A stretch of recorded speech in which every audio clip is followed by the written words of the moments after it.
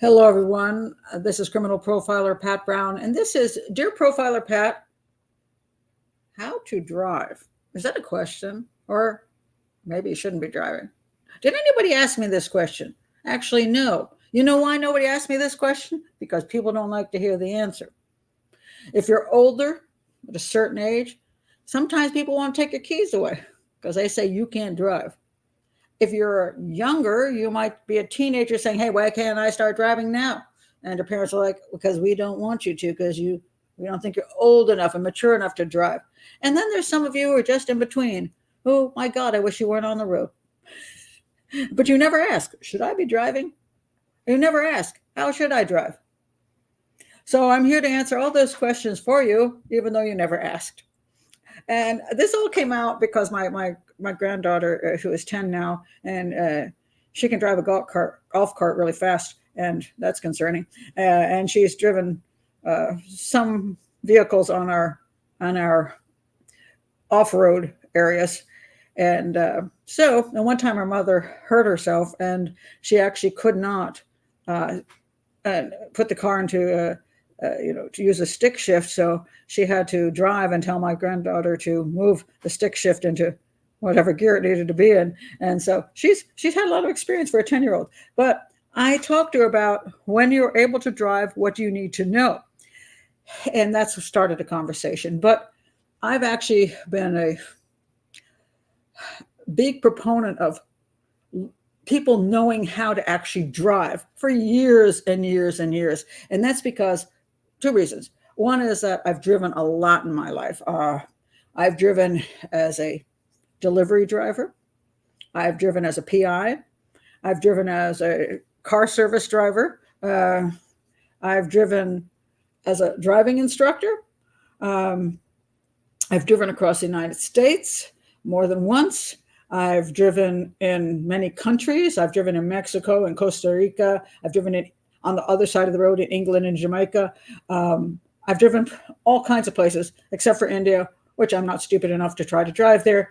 And it's cheap enough to hire a driver or jump in a rickshaw. So I'm good with not driving in India because I'm smart enough to know I shouldn't be driving in India because I can evaluate my own abilities. And I don't think I have as much as I've driven, I just don't think I would be comfortable driving in India and be good at it. So my answer to that is no, I'm not going to drive in India. And so you have to ask that same question of yourself and of your kids. Do you know how to drive?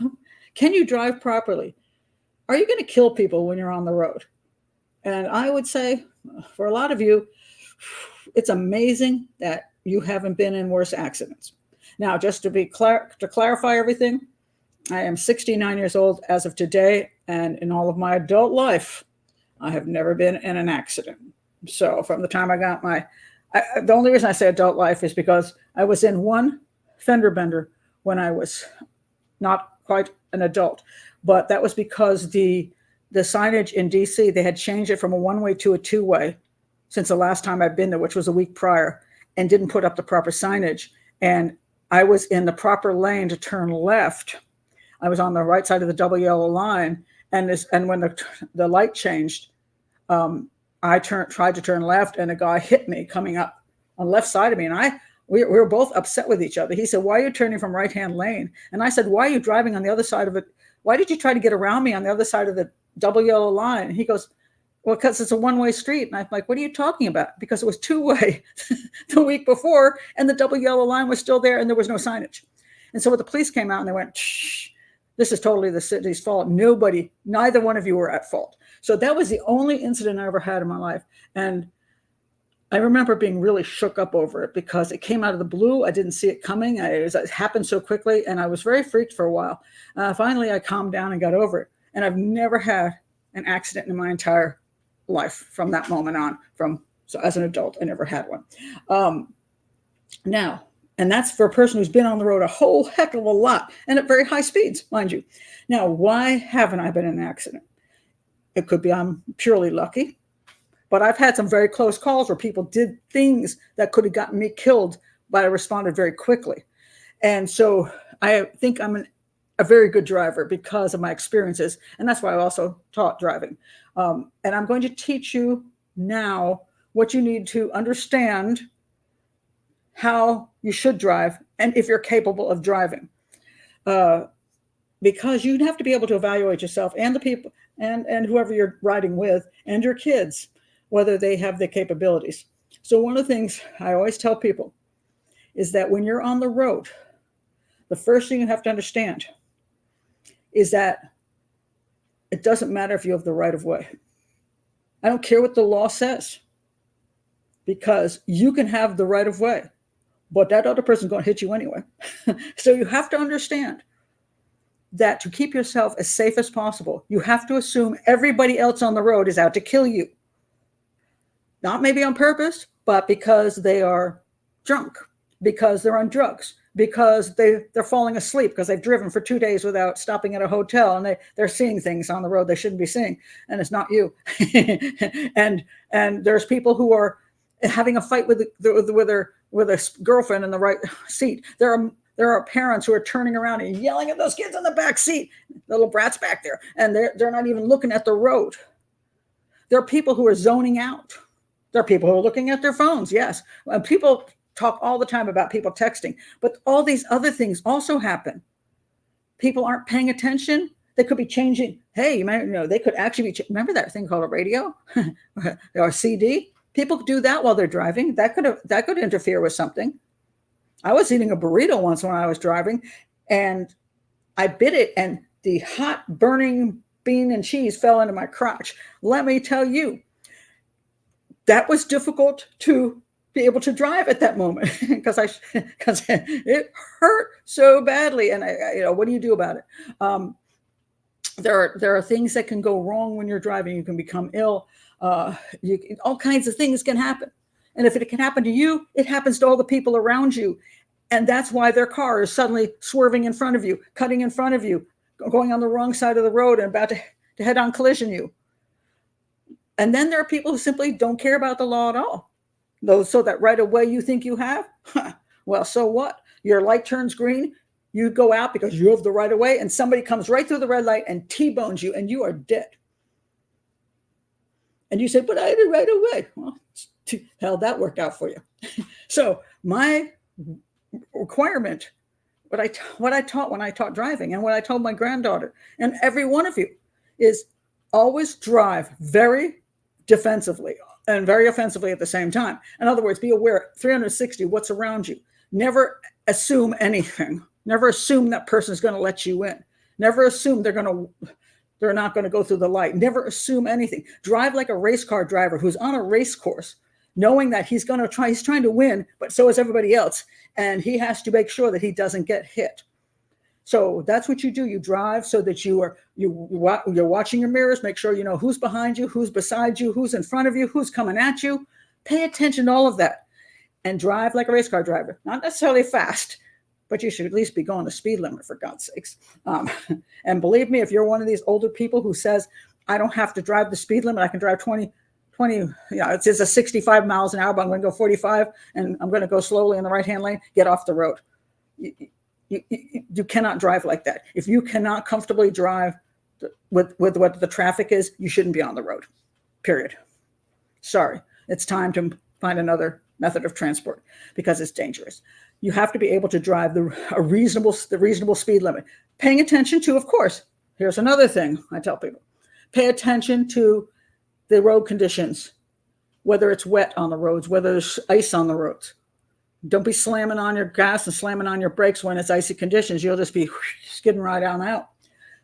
Be respectful of the weather. If you can, just don't be on the road in bad weather. It'll save your life. But if you happen to be out there and you can't find a way to get away from it, at least drive very gently and as carefully as you can, so that you just don't assume that you'll all be fine. And then your car skids right off and you fall into a river and you drown. Yeah. And it's amazing how many people ignore these rules. They're not even rules, they're just ways of being smart. Don't have road rage. Road rage is not good for you. Assume everybody out there, as I said, is out to kill you. They're all morons. And when they do moronic things, you go, all moron, but do it in a healthy way. Don't be shaking your fist and because they've done something to you. They're not doing anything to you. They're just morons, or they're careless, or they're not paying attention. Maybe they're even the nicest person ever. Oh my God, that was my friend. Oops. They just weren't paying attention. They didn't mean anything. They made a mistake. You probably have done it too. So don't get all enraged. That's just going to serve you no purpose, except that sometimes when you get raged at certain people, they pull out a gun and shoot you. So don't do that. So drive responsibly. Pay attention to everything 360 degrees around you. Make sure that you are understanding that everybody else might be making a mistake, and keep your eyes out. Drive defensively, but be secure. When I say offensively as well, don't be one of those defensive drivers who is so scared that you're freaked out by everything on the road, because you cannot drive that way. After I had that very minor accident when I was not an adult, I was terrified for quite a while, and I was unable to perceive things properly because I was scared. And finally, when that went away, I was able to drive fine again. But if you're terrified on the road, you cannot respond well, and you shouldn't be on the road. So especially if you're an older person, you're scared, don't drive.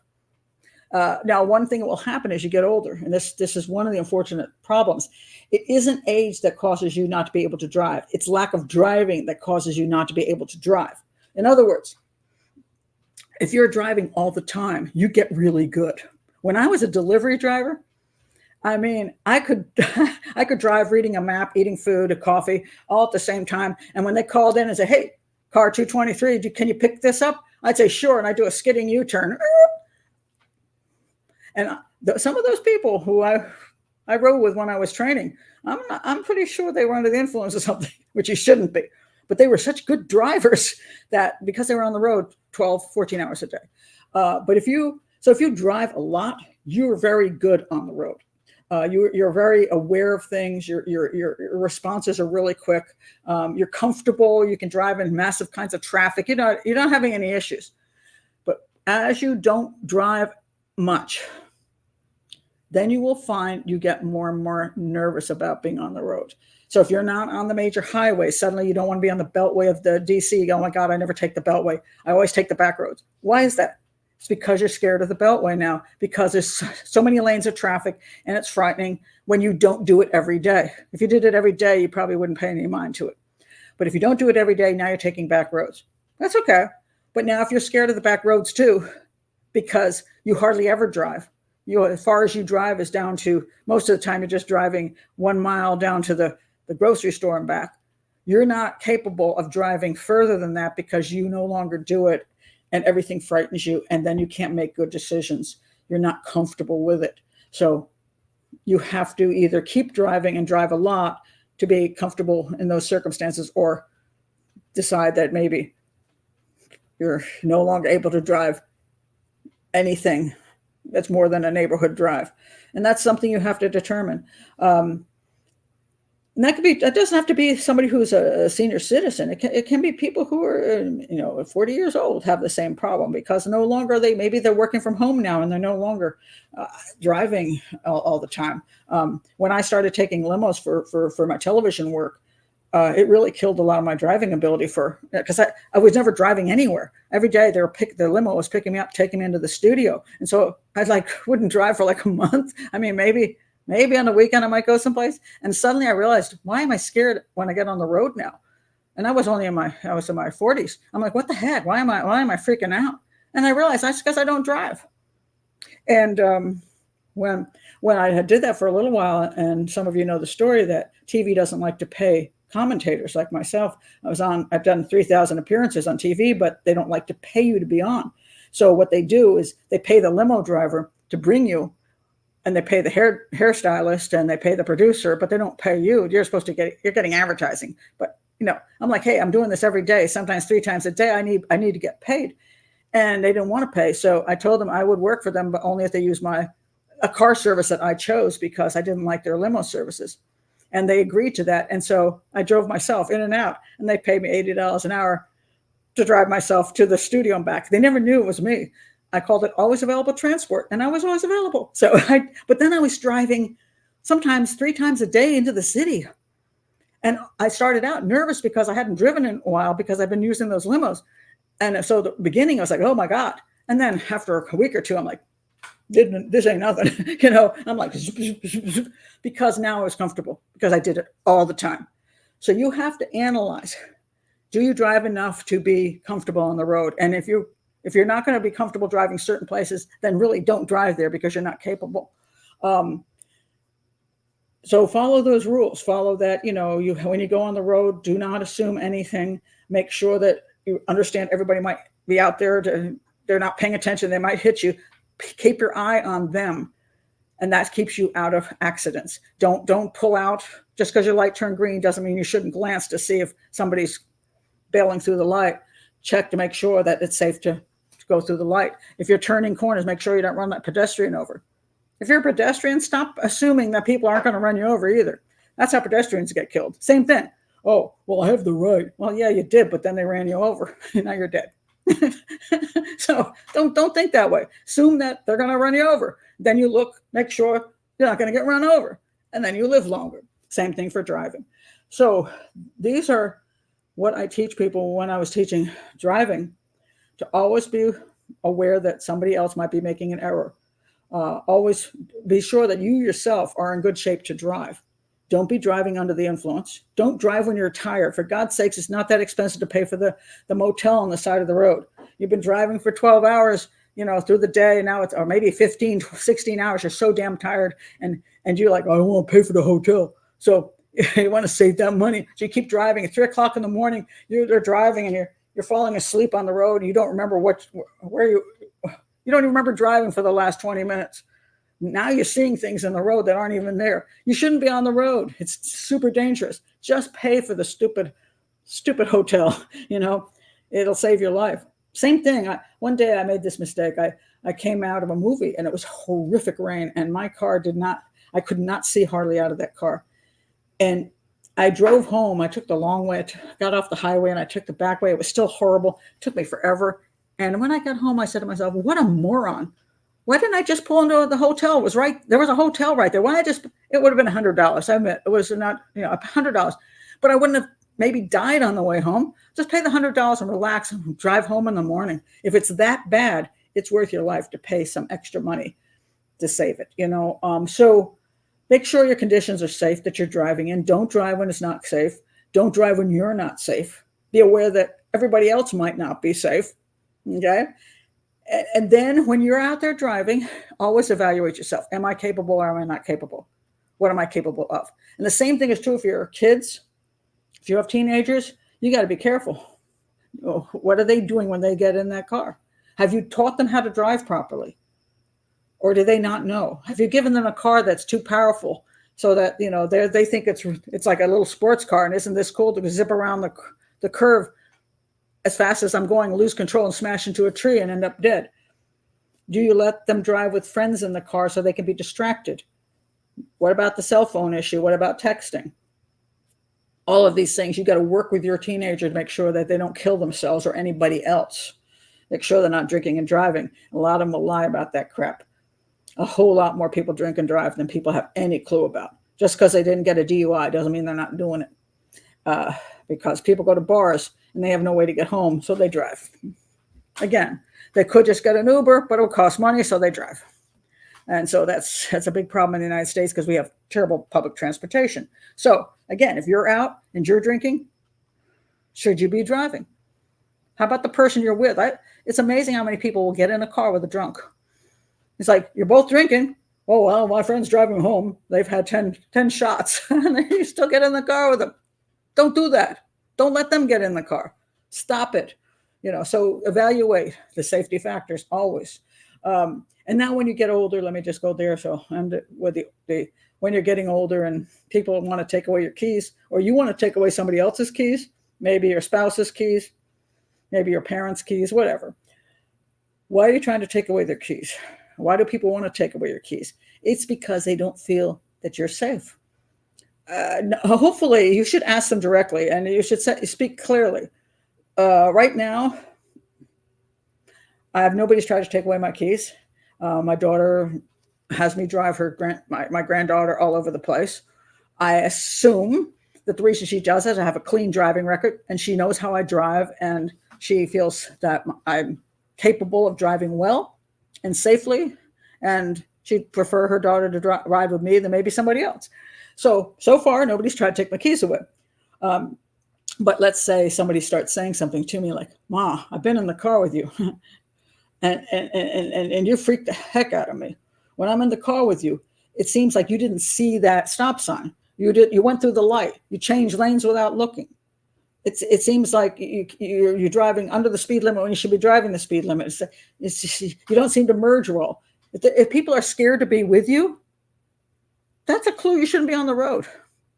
And by the way, I have a friend who, she was not that old, and she's still not that old. She's way younger than me. And I had to tell her one day, I'm scared. I can't ride with you anymore. I said, you scare me on the road. I've seen you run lights. I've seen you change lanes without looking. You frighten me.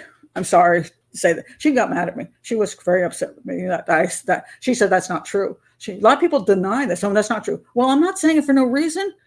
I wanted to ride with her because it was convenient. Because then we would like be going to a movie, and she was like halfway between, like my house and the movie. She was halfway between. So I would like to drive to her house and then drive to the movies, and then she would pick up another friend. But I started saying, I'll have to meet you there.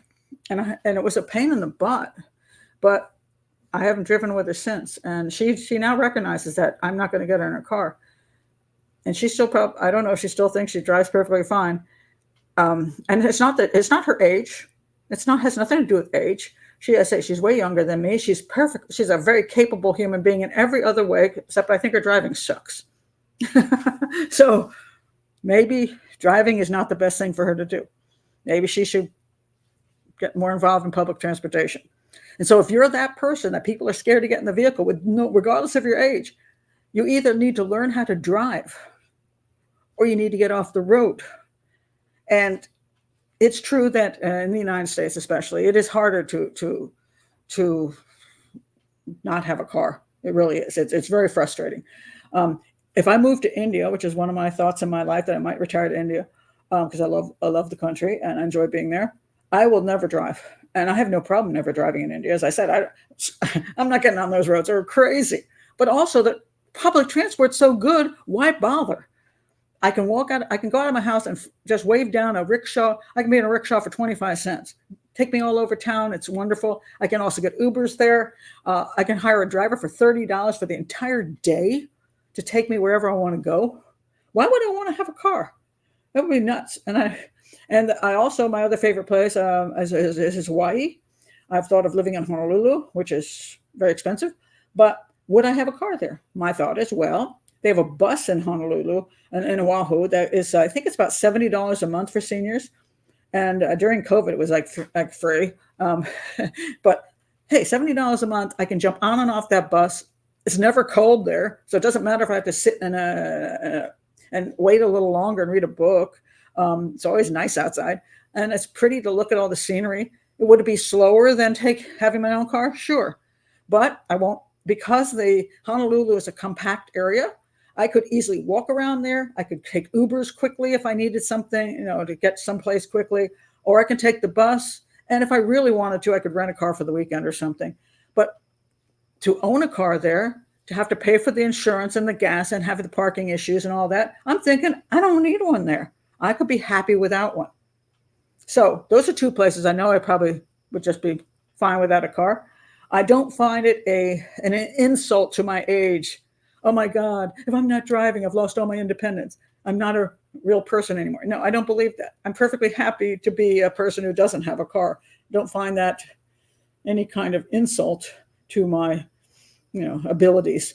But where I live now, it isn't the best place, I have to admit. In Maryland, we don't have the best public transportation system here at all.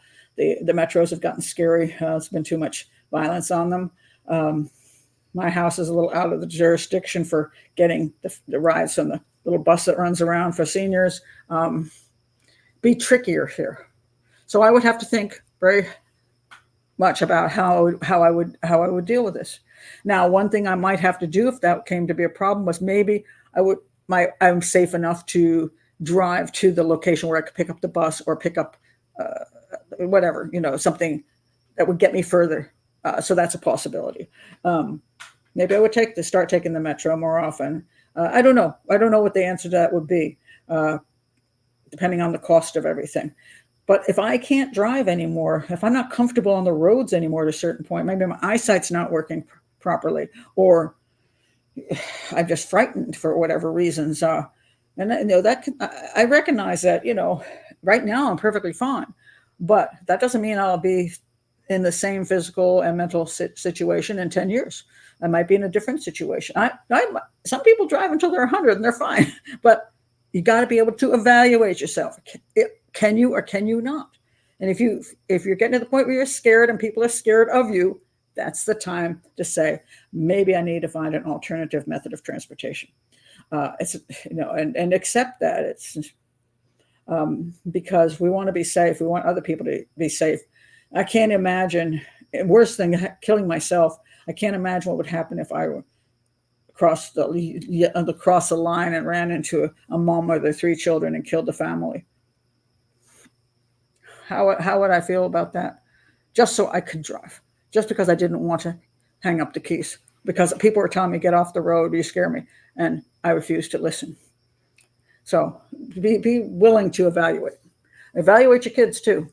Evaluate yourself at every stage in your life. It's an okay thing to do, and you might need to just evaluate your driving. It's not that you can't drive. Maybe you're 40 years old and can drive, but maybe you do look at your text too much while you're driving. Maybe you do tailgate, and you shouldn't be tailgating, for God's sakes. That's extremely dangerous. Maybe you always assume you have the right of way when what you do, but it's not going to help you when you get hit. Maybe you can drive, but your driving skills could be improved so that you'll be a way better driver and people be more comfortable with you. So there's a lot of people I've been in their cars, which sometimes I say, slow down, you're scaring me, or stop looking at your phone, or get off the bumper. Don't do that.